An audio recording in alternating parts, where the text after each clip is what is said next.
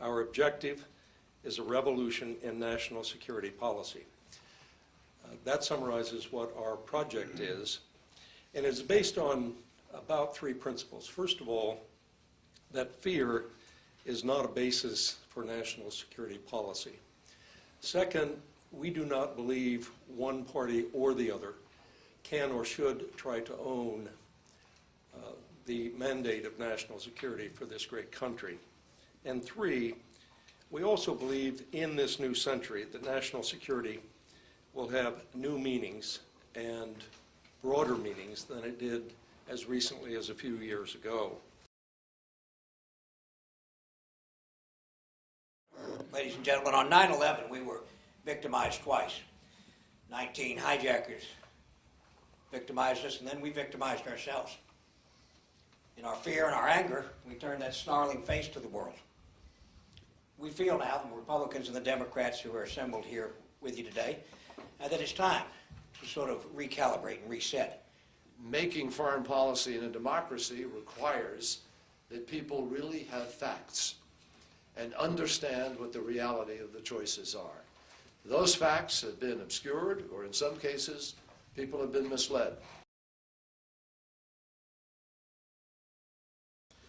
As I travel around the country, our country, what I keep hearing is from the citizens the hope of bipartisanship, of working together, and to stop with the ideological food fights. That's why I think the work of the American Security Project is in fact so important, to forge a bipartisan consensus with respect to the security strategy we need for the 21st century, and also to try to build across the country a better understanding of the choices, because in the end, our ability to prosecute any strategy is going to depend on the American people's understanding of what that strategy is. In my 35 years in the United States Air Force, I always felt that our United States never fully used all the tools, all the quivers, if you will, in its arsenal. We never really used everything we could to address our national security needs. That we want to prolong and preserve our preeminence as a force for good as long as humanly possible.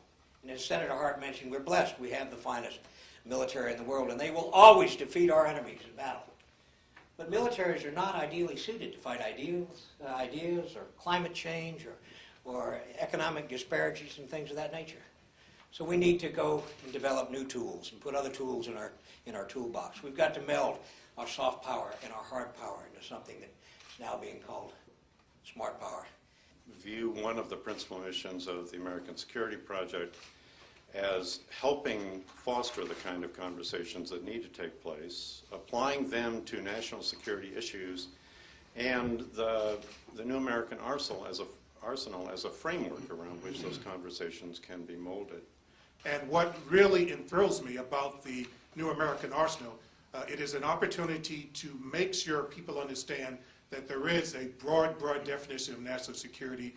There's so many different tools that are available and can be used to address our needs for today and certainly for the future.